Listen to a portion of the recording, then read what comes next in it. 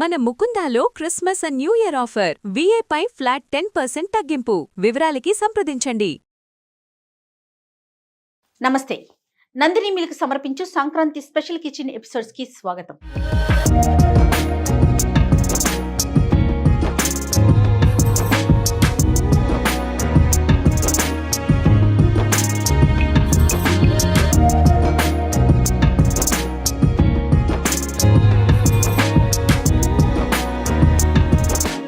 నమస్తే రమగారు. నమస్తే జయ. రమగారు, మన ఇద్దరం చక్కగా అవుట్డోర్కి వెళ్ళిపోయి సంక్రాంతి స్పెషల్ ఎపిసోడ్స్ వీటన్నిటితో పాటు మీకు నాకు మరి మీ పేరు కూడా కలిపేస్తున్నాను, ఫేవరెట్ అరిసెలు కూడా చేసి వచ్చేస్తాం చక్కగా పుల్లల పొయ్యి మీద. మీ కళ్ళల్లో నుంచి నీళ్లు తెప్పించేస్తూ ఎడిటర్ ఫోన్ చేశాడు నాకు. మేడం, రమగారికి కొంచెం ఒంట్లో బాగోలేదు అనుకుంటా కదా, ఎపిసోడ్ చేసినప్పుడు ఫీవర్ వచ్చినట్లుంది, బాగా కళ్ళల్లో నీళ్లు కనిపిస్తుంది, ఏం చేద్దాం మేడం, బాగా దగ్గుతూ ఉన్నారని. నీ దుంప దగ్గర ఒంట్లో బాగోపోవటం కాదు, పుల్లలపై ప్రయోగం చేసాం మేమిద్దరం అని చెప్పి. బాగా మంటి మాత్రం వచ్చింది, చీర వేడెక్కిపోయి కాళ్ళు కాలిపోయి. అదే చెప్పాను. సరే, ఇంకా లాభం లేదు, ఒకటేదో ట్రెడిషనల్ గా చేసాము, కానీ ఇంకొక 2-3 స్వీట్స్ చేసుకుంటే బాగుంటుంది కదా రమ్మగారు. అందుకని కిచెన్ లో సెట్ చేశానండి ఈరోజు సంక్రాంతి స్పెషల్ స్వీట్. ఏం చేద్దాము? చక్కెర పొంగల్ చేద్దాం. సూపర్ ఈజీ, అందరూ చేసుకుంటారు చక్కెర పొంగల్ కదా, ప్రతి వాళ్ళు చేస్తారు. దేశాలను అంటే ప్రాంతాలను బట్టి కొంచెం కొంచెం కొంచెం కొంచెం మారుతున్నాయి. చక్కెర పొంగలేను కానీ చక్కెరతో చేయాలని ఒక సిద్ధాంతం. చక్కెర పొంగలో పాలు పోస్తారు ఇంకొంతమంది. అవునా రమ్మగారు? పాలు పోస్తారు. నేను వైజాగ్ తర్వాత అదే శ్రీకాకుళం వెళ్ళాము చుట్టాలింటికి. వాళ్ళు చక్కెర పొంగల్ వెరైటీగా చేస్తామని చిక్కటి పాలు పోయించుకున్నారు. పాలు ఎందుకు చక్కెర పొంగల్కి అని అడిగా నేను. మేము అలాగే చేస్తామన్నారు. బాగుందండి, బాగుంది. మనకి పొడి పొడిలాడితే అట్లా అనిపిస్తుంది కదా, కొంచెం మరీ అంత శుద్ధగా ఉండదు కదా. అంటే మనం పరవన్నానికి పాలు పోసి చేసుకుంటాం. పరవన్నం వేరు, చూడటానికి చక్కెర పొంగలి వేరా కాదా? కొంచెం వేరే. సరే చూస్తాను నేను. మీరు చేస్తారు, నేనైతే పాలు పోయినండి. పాలు పోసింది వాళ్ళు ఎవరింట్లోనో వెరైటీగా తినడానికి బాగుంది, కానీ నా ఐడియా అయితే దేవాలయాల్లో ఏది పెడతారో మన వైపు అదే చక్కెర పొంగల్ని మనం సంక్రాంతి పండగకి ఇళ్లలో చేసుకుంటాం. పెద్ద పండుగ రోజున చేస్తాం ఎక్కువగా. ఓకే అండి. మా ఇంట్లో ఎవరైనా పుట్టినరోజులు పెళ్లి రోజులు అయినా మేము చక్కెర పొంగలే చేసుకుంటాం. అవునండి, రైట్. ఎవరిదైనా బర్త్డే అంటే చక్కెర పొంగలి. మేము మా విజయకాయ అయితే స్పెషల్. అయ్యో ఇవాళ మ్యారేజ్ అయినా చక్కెర పొంగల్ చేసి ఇచ్చేదాన్ని కదే అంటది, ఒక సెంటెన్స్ ఉంటుంది అనమాట. నేను గుడికి వెళ్తాను కదా రమ్మగారు, గుడికి వెళ్ళేటప్పుడు ఫస్ట్ ఏమో కోరుకుంటాను తెలుసా? దేవుడా, ఈరోజు పులిహార ఉండాలి, లేదా కనీసం చక్కెర పొంగల్ ఉండాలి. ఈ రెండిట్లో ఏదన్నా పెడితే, చెన్నైలో ఎక్కువగా పెడతారు పులిహార ఎక్కువ కనిపిస్తుంది. పులిహార ఎక్కువ కనిపిస్తుందండి, చక్కెర పొంగలి కనపడుతుంది, దద్దోజనం కూడా కనిపిస్తుంది రమ్మగారు. ఇక్కడ కూడా మన దేవాలయంలో కూడా కనిపిస్తుంది. మనం ఏం చేద్దాం, ఈజీగా సింపుల్ గా చెప్దాం. ఇంతకు ముందు కుక్కర్ లో చేసిన ఐడియా ఒకటి చూపించాను, మనం గిన్నెలో చేసుకోవటం కూడా చూపించవచ్చు. చాలా సులువు, జస్ట్ దాని మీద కొంచెం మనకి ఐడియా ఉండాలంతే. దీనికి కొలతలు, బేసిక్ కొలత ఏంటంటే మనం ఒక గ్లాసు లేదా ఒక గ్లాసు, ఎంత రైస్ ఎంత చూపించారు, ఈ గ్లాస్ అయినా ఈ గ్లాస్ అయినా, కప్ అయినా గిన్నె అయినా కేజీ అయినా ఏదైనా సరే. మనం జనరల్ గా ఇళ్లలో ఏం చేసుకుంటాం, కేజీల కొలతలు ఎంతసేపు తీసుకుంటాం కదా, కేజీల కొలతలో కొలుచుకోం కదా, సాధారణంగా గ్లాసుల కొలత చేసుకుంటాం. నా లెక్క ఎప్పుడు గ్లాస్ లోనే ఉంటుంది. ఇంట్లో కేజీలు ఎక్కడ చేసుకుంటున్నామండి? కేజీలు కాదు, 100 గ్రాములు 50 గ్రాములు కొలతలు కూడా ఎవరి వల్ల అవుతాయమ్మా. ఓ గ్లాస్ చూపిస్తే హాయిగా ఉంటుంది కదా. అంటే మీకులాగా చెయ్యి తిరిగిన వాళ్ళు అనుకోండి, అలా వేసి ఇలా చేసేస్తారు. ఇప్పుడు మాకులాగా ఫస్ట్ టైం చేస్తున్నాం, సెకండ్ టైం చేస్తున్నాం అన్న వల్ల చక్కగా ఎక్కడ తేడా వస్తుందని చెప్పి కొలతలు, అన్ని కొలతలు పెట్టుకొని వెయిట్ చూసుకొని మరి చేసుకుంటాం. మీరు ఉప్మాకి కొలత కొలుసుకుంటారా? అందాజుగా పోసేస్తారా నీళ్లు? ఇప్పుడు గ్రాముల కొలత ఎవరి వల్ల కదా, దానికి ఒక మెషిన్ సాధనం కావాలి, ఉండాలి. సాధనాలు వద్దు మనకి, గ్లాస్ కొలత పెట్టుకుందాం హాయిగా. బియ్యం ఓ గ్లాస్ బియ్యం, ఓ కప్పు బియ్యం అని చెప్పుకోమా. 100 గ్రాముల బియ్యం, 150 గ్రాముల బియ్యం అని చెప్తావా? లేదు, కప్పే. అందులోకి వెళ్ళొద్దు మనం. ఒక గ్లాస్ బియ్యం అనుకోండి, ఒక గ్లాస్ బియ్యం వండదలుచుకుంటే అందులో హాఫ్ కి కొంచెం తక్కువగా పెసరపప్పు వేయించుకోండి. మొదట ఇదిగోండి,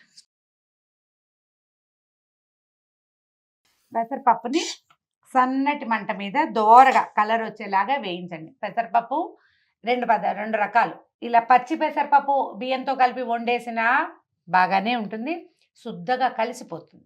మనం పెసరపప్పు వేయిస్తే పెసరపప్పు భావకం కనపడుతుంది, కొంచెం డిఫరెంట్ గా ఉంటుంది, రుచిలో తగులుతుందా, కొంచెం తగులుతుంది. తర్వాత ఏంటంటే వేగిన తాలూకు వాసన వేరే పలవరింపు వస్తుంది, వేరే రకమైన వాసన.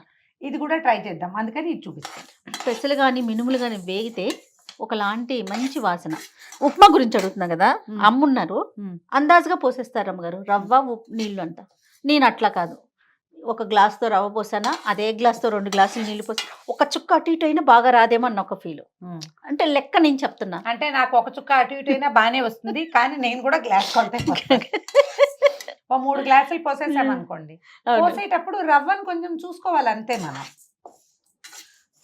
సన్న మంట పెట్టండి, మ్మ్. దీన్ని దోరగా వేయించండి. ఓకే. చక్కగా మన దగ్గర ఇత్తడి గిన్నె ఏదో ఉంటే అందులో కూడా వేసి కూడా వేయించేసుకోవచ్చు.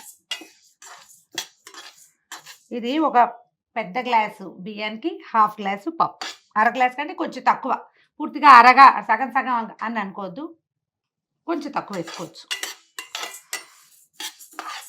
ఇదే చూడు దోరగా వేగిపోయింది పప్పు అవునండి. కదా. మ్మ్. స్టవ్ ఆపేద్దాము. మ్మ్. స్టవ్ ఉంచుకోవచ్చు, మనం జీడిపప్పులు కిస్మిస్లు అన్నీ ఇదే వేయించుకోవాలి కదా. ముక్కుట్లో వేయించేసుకుంటే సరిపోతుంది. చూడు ఇట్లా రంగు వస్తే బాగుంటుంది. ఇంకా గింజలు నల్లబడినివ్వకండి, మధ్యలో మాడు మొహాల్లాగా కనపడే అందంగా ఉండదు. అవును. ఓకే. ఓకే. మంచి వాసన కూడా వస్తుంది. వాసన వస్తుంది. ఇప్పుడు ఏం చేద్దాం, ఇప్పుడు ఒక గ్లాసు మన కొలత, కప్పు కొలత, హాఫ్ సగం పప్పుని మనం వేయించాం కదా, దీనిలోనే మనం జీడిపప్పు వేయించేసుకుంటే అయిపోతుంది కదా. వేయించుకుందాం. ముందు ఇందులో బియ్యం పోసేసి కడిగేద్దు ఆహా. కానీ, అవును. బియ్యం పెసరపప్పు 2 కడిగేసి ఏం పర్వాలేదు, వేడి దాంట్లో పోస్తున్నాను, నేను భయపడక్కర్లేదు. భయపడండి అమ్మగారు. శుభ్రంగా కడిగేసి ఓకే. మామూలు చక్కెర పొంగల్లో బేసిక్గా ఎండు కొబ్బరి లేదా పచ్చి కొబ్బరి వేయించిన ముక్కలు, జీడిపప్పులు వేసుకుంటాము. అవి 2 కూడా వేయించి పక్కన పెడితే ఇక మళ్ళీ ఈ మూకుడు పెట్టాల్సిన పని లేదు. అవును. ఆ చేత్తో ఆ పని చేయండి, ఎందుకంటే ఆల్రెడీ వేడికిపోయింది కదా, వేస్ట్ కాకుండా ఉంటుంది. కొబ్బరి ముక్కలు, మ్మ్. జీడిపప్పులు వేయించేసుకుందాం. వేయించుకోవడానికి? ఈ మూకుడు పక్కన పెడదాం. వేయించుకోవడానికి నెయ్యి. నెయ్యి కావాలి కదా. మ్మ్. మీకు ఇష్టమైన మీ ఫేవరెట్ పదార్థం నెయ్యి. ఆ నెయ్యి నందిని మిల్క్ నుంచి వచ్చిన స్వచ్ఛమైన ఆవు నెయ్యి రమ్మగారు. ఆవు నెయ్యి. ఆవు నెయ్యి అండి. ఎందుకంటే మనకి దేవాలయాల్లో కానీ ఎక్కడైనా పాయసం కానీ, పరవన్నం కానీ, పులిహోర కానీ ఎంత స్వచ్ఛంగా ఉంటుంది. ఆవు నెయ్యిని, ఆవుతో చేసిన పదార్థాలని వాడటం వల్ల, ఆవు నుంచి వచ్చిన పదార్థాలని వాడటం వల్ల అంతే స్వచ్ఛమైన ఆవు నెయ్యిని, నందిని మిల్క్ వారి స్వచ్ఛమైన ఆవు నెయ్యి వాడి మనం ఈరోజు చక్కెర పొంగల్ చేస్తున్నాం. ఓకే. ఆవు అనగానే ప్యూరిటీ కదా జయ. అవును రమ్మగారు. మనకి తల్లిపాల తర్వాత అంత స్వచ్ఛమైనవి అంటే అంత మంచిది. వెయ్యి కొద్దిగా ఆవు నెయ్యి అంటారు, ఒకవేళ తల్లికి పాలు లేవనుకో చాలు. కొబ్బరి ముక్కలు వేస్తున్నాను. పచ్చి కొబ్బరి వేసుకోవచ్చు, ఎండు కొబ్బరి కూడా వేసుకోవచ్చు, మీ ఇష్టం. పొడి బట్టతో మంచిగా శుభ్రంగా తుడిచి చేసుకొని ఆ ముక్కలు కట్ చేసి పెట్టుకోండి. వీటిని వేయించేసుకుంటే సరిపోతుంది. ఇది వేగాక కొబ్బరి ముక్కలు వేగిన తర్వాత జీడిపప్పులు వేసి వేయించేసుకోండి. మీకు ఒకవేళ కిస్మిస్లు మీ ఛాయిస్గా ఉంటే కిస్మిస్ కూడా వేసుకోవచ్చు. ముక్కలు వేగిపోయినాయి. ఫస్ట్ టైం ప్యాకెట్తో వేయటం వల్ల మనకి ఎక్కువ పడింది, అంతేగాని అంటే అట్లా కూడా కాదు, నాకు అనిపించింది. కానీ మీ ఫేవరెట్ కదా, అందుకని మనకి చక్కెర పొంగల్లోకి మరి కాస్త నెయ్యి ఎక్కువ అవుతుంది. అవును, నెయ్యి పడుతుంది. జీడిపప్పులు వేగాక తీసేసేయండి. మీరు కిస్మిస్ వేస్తారా? కొంచెం తక్కువ, ఇందులో పెద్ద నచ్చదు, ఎప్పుడైనా వేస్తూ ఉంటాను కానీ. ఓకే. ఇప్పుడు మనం ఇతర గిన్నె సంగతి చూద్దాం. ఇతర గిన్నె పెట్టుకోండి. చక్కగా ఏదైనా మందపాటి స్టీల్ గిన్నె అయినా పెట్టుకోవచ్చు, అంత ఇబ్బంది ఏం లేదు. దీనికి ఏంటంటే 1కి 2 నీళ్ళు పోసి స్టవ్ మీద పెట్టేద్దాం. అన్నం హై మంటలో కాకుండా కొంచెం మీడియం మంటలో ఉడికిస్తే సరిపోతుంది. అదే నీళ్ళు సాధారణంగా మనము దేవుడికి పెట్టుకునే నైవేద్యాలకు ఒక సపరేట్ గిన్నె పెట్టుకుంటాం కదా గారు. పోసే స్పీడ్గా 1కి 2 నీళ్ళు పోస్తే సరిపోతుంది. ఓకే. దీన్ని ఏంటంటే హై మంట మీద పెట్టామంటే నీళ్ళు ముందు ఎగిరిపోతాయి. అంత కాకుండా మీడియంలో కనుక పెడితే, మీరు వేలి కొలత చూసుకునే అలవాటు ఉన్న వాళ్ళు అయితే ఇలా చూస్తే ఇక్కడ దాకా చూడండి, నా వేలు ఎక్కడ దాకా తడిసినాయి. అవునండి. ఇక్కడికి ఇది 1కి 2 పోస్తే ఇలా వస్తుంది. ఓకే. నీళ్ళు పోసి పెట్టేయండి. దీన్ని స్టవ్ వెలిగించడం, అన్నం ఉడకనివ్వాలి. ఈ లోపల మనం ఇంకొక పని చేద్దాం. ఇదివరకు మొదటి రోజుల్లో అమ్మ వాళ్ళు ఎట్లా చేసేవాళ్ళు అంటే, అన్నం ఉడికిన తర్వాత బెల్లం సన్నగా తరిగి కొంత పంచదార కొంత బెల్లము కలిపి పోసేసేవాళ్ళు అన్నంలోనే. ఇందులోనే అన్నంతో పాటు నిదానంగా ఉడికేది. అసలు ఈ మెథడ్ మానేసాం, ఎందుకంటే మన బెల్లం ఎప్పుడు ఏదో చెదారం ఉంటుంది. అవునవును. అందుకని బెల్లము కొంచెం కరగబెట్టుకుంటే బాగుంటుంది. ఓకే. చక్కెర పొంగల్కి పూర్తి స్థాయి బెల్లం వేస్తే ఏమవుతుందంటే టంగుగా అవుతుంది. చల్లారిన కొందికి అది ఇట్లా ముక్కల్లాగా విడుతుంది తప్పిస్తే మృదువుగా ఉండదు. అవును. అందుకని మనకి పాకం అంత బాగా అంత గట్టిగా అయిపోకుండా ఉండడానికి కొంచెం పంచదార వేసుకుందాము. దీనికి ఏంటంటే డబల్ వేయాలి. మనం 1 కప్పు బియ్యము, 1/2 కప్పు పెసరపప్పు వేసాం కదా, ఇప్పుడు ఎన్ని అయినాయి? కప్పున్నర. కప్పున్నర అయినాయి కదా. 2 కప్పుల 2 పెద్ద కప్పుల తీపి కావాలి మనకి. అందుకని 1 కప్పు బెల్లం వేసుకుందాము, 2 కప్పుది పంచదార వేసుకుందాం. పాకం పెడతామా? పాకం పెట్టుకుంటే ఒక గిన్నెలో, చిన్న స్టీల్ గిన్నెలో స్టీల్ గిన్నె వేసుకోవడం. అది కూడా మళ్ళీ 2 మెథడ్స్. పాకం పట్టుకుని ఇందులో పోసుకోవటం, లేదా పెద్ద గిన్నెలో పాకం పట్టి ఇదే ఎత్తి దాంట్లో వేయటం. మీకు ఏ పాత్రలు వీలుగా ఉంటే ఆ పాత్ర పెట్టుకోండి. ఒక పెద్ద కప్పు బెల్లము, 2 కప్పు తోటి పంచదార. మీ బెల్లం ఎక్కువ కావాలి అని అనుకుంటే కనుక బెల్లం ఎక్కువ వేసుకుని పంచదార కొంచెం తగ్గించుకోండి. కొలత దీనికి మనం 1కి 2 వేస్తాం. ఇప్పుడు బియ్యం కొలత ఉంది కదా, దానికి డబల్ వేసుకోవాలి తీపి. ముందు వెనక అది ఇది ఏది తక్కువ ఎక్కువ కావాలంటే దాని ప్రకారం మన రుచిని ప్రకారం చేసుకోవచ్చు. మీరు ట్రూలీ నన్నే ఫాలో అవుతామంటే ఇది మెథడ్. ఓకే. కొద్దిగా నీళ్ళు పోయి దీన్ని పలచగానే చేసుకోవాలి మనం. చూడండి అమ్మగారు, పోయి 1 కప్పు నీళ్ళు పోసేసామనుకోండి, దాన్ని కొంచెం కరగనివ్వండి. అన్నం ముప్పాతికి ఉడికాక మనం అది వెలిగించుకుంటే సరిపోతుంది. ఓకే. ఇదేం పాకం రావక్కర్లేదు, బెల్లం కరిగిపోవాలి అంతే. ఊరికి ఇలా కూడా అక్కర్లా, ఏమి 1 తీగ రావాలి 2 తీగ కరిగిపోతే చాలా. బాగా కరిగి కొంచెం కాస్త ఆ నీటిదనం తగ్గితే చాలన్నమాట. ఓకే అండి. ఓకే, దాన్నేమో కరగనిద్దాం, దీన్నేమో ఉడకనిద్దాం. రమ్మగారు అన్నం మాక్సిమం 75% ఉడికిపోయిందా? అన్నం అయిపోయింది రమ్మగారు? ఇంచుమించుగా అయిపోయింది. ఇదిగో పంచదార కూడా, అదే బెల్లం కూడా కరిగిపోతుంది కదా, జస్ట్ కరిగింది. ఇంకొంచెం ఉంది, బెల్లం ముక్కలు ఉన్నాయి కొద్దిగా. ఓకే. కరిగించాక దీన్ని కొంచెం పెద్ద గిన్నెలో వడపోసేసుకొని పొయ్యి మీద పెట్టుకుంటే సరే. ఒక పని చేద్దాం, ఆ గిన్నెలోనే అన్నం వేసేసుకుందామా? అలా చేయొచ్చు. ఈ గిన్నె పెద్దదనుకో పాకం ఎత్తి ఇందులో పోయచ్చు. ఒకవేళ ఈ గిన్నె సరిపడా ఉంది కదా, అందుకని పెద్ద గిన్నెలో పాకం పెట్టుకుని ఈ అన్నాన్ని అందులో వేసుకుంటాం అన్నమాట. ఇంకా కొంచెం కరగాలి చూడు. అవునవును, కొంచెం ముక్కలు ఉన్నాయి. రేపు ఈ బెల్లాన్ని అసలు నమ్మలేకుండా ఉన్నామమ్మా. అవునండి. దీన్ని సిమ్ లో పెట్టండి. అన్నం ఉడికిపోయిందేమో చూద్దాం మనం. ఇది ఎట్లా అంటే మనకి కనిపిస్తుంది, ఒక చిన్న టిప్. అన్నం ఉడికిందో లేదో చూడాలంటే గరిటె పెట్టి కాలేసి ఏం చేయక్కర్లా, జస్ట్ దీని దగ్గర చెవి పెట్టి వినండి. ఇందులో చిన్న ఉడుకుతున్న శబ్దం, కొత్త శబ్దం ఆగిపోయిందంటే అన్నం అయిపోయినట్టే, ఇతడికి ఆపేసేయచ్చు. అంటే మనం సరిపడా నీళ్లు పోసినప్పుడే ఈ పద్ధతి మనం వేరు కొలత పెట్టుకుంటాము. ఇప్పుడు ఇంకా కొంచెం తడి ఉంటే కనుక ఈ ఇత్తడి గిన్నె వల్ల అది నిదానంగా సెటిల్ అయిపోతుంది. చాలు. ఈ లోపల ఇది కొంచెం చూద్దాం దాని సంగతి. మనము ఇప్పుడు ఇది బోల్డ్ అంత అవుతుంది. చిన్న గ్లాస్ కూడా చేసుకోవచ్చు, అది కూడా అంత అవుతుంది. ఒక 4-5కి చక్కగా సరిపోతుంది. ఇది మామూలు కాఫీ గ్లాస్ ఉంటుంది చూడు, కాఫీ గ్లాస్ కొలతతో చేసినా కూడా పప్పు కూడా ఉంటుంది కదా, సరిపోతుంది. మనకేంటంటే మనం పెట్టిన పాకాన్ని ఈ అన్నం పీల్చుకోవాలి. మన ప్రాబ్లం అది. ఇందులోనే బెల్లం వేసి కూడా వండుకోవచ్చు. ఇది ఈజీ మెథడ్ చెప్తున్నాను. అవునులేండి. జిగురుగా వస్తుంది ఇప్పుడే, పాకం రావటల్లా, జస్ట్ జిగురు అవుతుంది, చాలు. ఇప్పుడు ఆపద్దు, దీంట్లో వేసేస్తారా? వండుకోవటమే మన సంగతి. అర్థం ఇవ్వు. ఈ అన్నాన్ని వెత్తి పాకంలో వేసేద్దాం.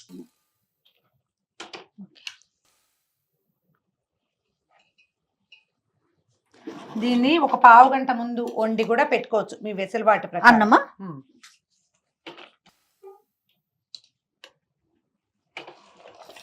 మెల్లిగా కుతుకుతలాడుతుంది. ఈ పాకాన్ని అంతటిని ఈ అన్నం పీల్చుకుని ఇది శుద్ధగా అయ్యే వరకు దీన్ని స్టవ్ మీదే ఉంచాలి. దీనికి ఏం చేస్తామంటే మనం కొంచెం నెయ్యి వడ్డించి ఆ నెయ్యి మొత్తం వాసన పట్టేలాగా చేయాలి. జనరల్గా మనం ఎంత పెసరపప్పు తీసుకున్నామో కొంచెం అటు ఇటు తక్కువగా అంత నెయ్యి దీనికి పడుతుంది. ఓకే. నెయ్యి వేస్తేనే బాగుంటుంది. ఒట్టి పండగ రోజే కదా చేసుకుంటాం. దీన్ని ఇంత వండకుండా చక్కగా కొంచెం వండుకుని ప్రసాదం లాగా ఇంత నెయ్యి, అంత మాత్రంలో వచ్చి నెయ్యి తినచ్చు కదా. అంతే కదా, ఆరోగ్యానికి మంచిది. ఆవు నెయ్యి సెలెక్ట్ చేసుకోండి. అందులోనూ ముఖ్యంగా నందిని వారి స్వచ్ఛమైన నాణ్యమైన ఆవు నెయ్యి ఇందులో వేయి. నేను కొంచెం చూసి వేసుకు. మనము భగవంతుడికి అంటే దేవుడికి నైవేద్యం పెట్టేటప్పుడు ఇంట్లో పూజ చేసిన ప్రతిదీ చాలా పవిత్రంగా ఉండాలని అలా కోరుకుంటాం కదా రమ్మగారు. అందులో మనం వాడే వస్తువులను కూడా అలాంటి వస్తువులనే వాడితే అదొకలాంటి మనసుకి తృప్తి అనిపిస్తుంది. చూడండి, పరవన్నం అనగానే ఒక ఇత్తడి గిన్నెలో వండుకుందాం. ఆ గిన్నెలో ఇంకెప్పుడు ఏది వండొద్దు. కేవలం దేవుడికి పెట్టే నైవేద్యాలు మాత్రమే ఆ గిన్నెలో వండుకోవాలి. దేవుడికి ఈ పూలే పెట్టాలి, ఆ పువ్వుని చాలా జాగ్రత్తగా చూసుకోవాలి. ఇలా ఆలోచిస్తాం. శుభ్రంగా ఆయన పాత్రలోకి కోసుకోవాలి, మన చేతులు శుభ్రంగా ఉండాలి, అవన్నీ ఆలోచిస్తాం కదా. మనం చక్కగా స్నానం చేసే మొదలు పెట్టాలి. శుచి శుభ్రత కదా. అట్లానే అంతే స్వచ్ఛంగా తయారు చేస్తున్నారండి నందిని వాళ్ళ నెయ్యిని. నేను వెళ్ళి చూసి వచ్చాను కాబట్టి నా కళ్ళతో చూశాను కదా, అందుకే ఇంత క్లియర్ గా చెప్పగలుగుతున్నాను. ఎంత చక్కగా ఆవు దగ్గర నుంచి తీసుకునేటప్పటి నుంచి ప్యాక్ అయ్యి ప్యాకేజ్ మన ఇంటికి వచ్చే వరకు చెయ్యి పెట్టట్లేదు రమ్మగారు.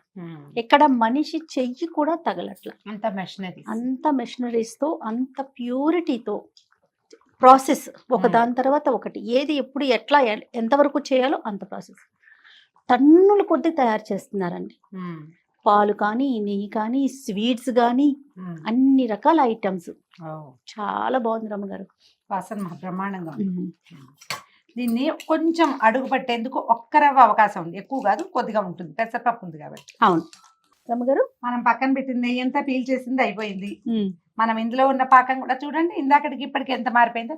జస్ట్ గరిట ఉంచండి ఇందులో, కొద్దిగా అలా అనకపోతే ఏమవుతుంది, ఒక్కొక్కసారి అడుగంటే ప్రమాదం ఉంది. చూడు మొత్తం దగ్గరకు వచ్చేసింది. ఇది కొంచెం దీంట్లో sound నుంచి వస్తుంది కూడా రమ్మగారు. అది నెయ్యి. ఆహాహా. మీరు గమనించండి, మామూలుగా నీరు సౌండ్ పోవాలంటే కొత్త కొత్త పోవాలి. మనం ఇట్లా చూస్తే నీకు చూడు నెయ్యి వస్తుంది, బయటికి నీరు నెయ్యి కాదు. వస్తుంది. అవును. ఆ నెయ్యి వదిలే టైంకి దీన్ని స్టవ్ ఆపేసుకోవటమే. అయితే మనం జీడిపప్పులు తర్వాత కొబ్బరి ముక్కలు వేయించాం కదా, వాటిని వేసేయండి, వెళ్ళిపోతాయి లోపలికి. ఈ నెయ్యితో సహా పోసేసుకుంటే బాగుంటుంది. చక్కెర పొంగల్కి బేసిక్ నీడ్ ఒకటి ఉంటుంది, దాని పేరు ఏంటంటే పచ్చకర్పూరం. ఏలకలు పొడి చేసాము, దీన్ని కొంచెం పంచదారలో వేసి కొంచెం నున్నగా చేస్తే కనుక బాగా కలిసిపోతుంది. అది వేసేసి దీనికి ఒక డివైన్ టచ్ మనం దేంతో ఇస్తామంటే పచ్చకర్పూరంతో. ఎడిబుల్ కర్పూరము చాలా కొంచెం పడుతుంది. ఇప్పుడు ఇంత పదార్థానికి నా చేతిలో ఎంత చిన్నది ఉందో చూడండి, ఇంతకంటే ఎక్కువ వేస్తే కనుక ఇది వెగటుగా వాసన వస్తుంది, తింటే మన గొంతులోకి వస్తుంటుంది. ఇంతే వేయాలి. దీన్ని ఏం చేయాలి, ఇట్లా అరిచేతిలో వేసి ఈజీగా ఒకసారి ఇట్లా అనండి, అంతే.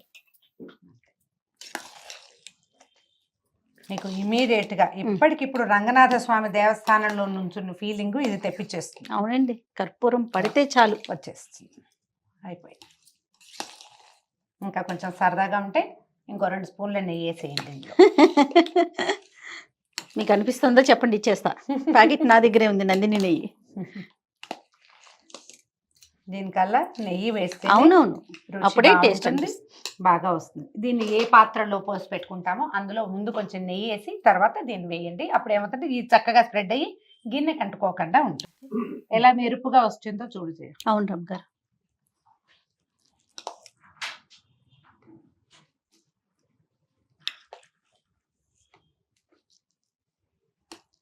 పైన కొద్దిగా జీడిపప్పులు కొబ్బరి ముక్కలతోటి మీకు కావాల్సినట్టుగా అలంకారం చేసుకోండి. దేవుడికి పెట్టేటప్పుడు అలంకరించకూడదు. ఇప్పుడు మనం ఇది ఈ బౌల్లో వేసి మనం దేవుడికి నివేదన పెడతాం అనుకోండి, అవును, పైన ఒక్క చుక్క నెయ్యి వేసి నివేదన చేస్తే సరిపోతుంది. మనం కింద వేసిన నెయ్యి అంచుల్లోకి పైకి వచ్చింది. పూర్తిగా బెల్లమే వేస్తే ఇంకా బాగా బ్రైట్ ఎల్లో కలర్ అనిపిస్తుంది. మనం కొంచెం పంచదార వేసాం కదా, అవునండి, అందుకని కాస్త లైట్ కలర్ లో వచ్చింది. గుమగుమలాడే సంక్రాంతి స్పెషల్ ఏం చెప్పాలి, చక్కెర పొంగలి నెయ్యితో. అది కూడా నందిని వారి నెయ్యితో, ఆవు నెయ్యితో చేసిన చక్కెర పొంగలి. సో సుమన్ టీవీ ప్రేక్షకులందరికీ ఇంకొకసారి సంక్రాంతి శుభాకాంక్షలు.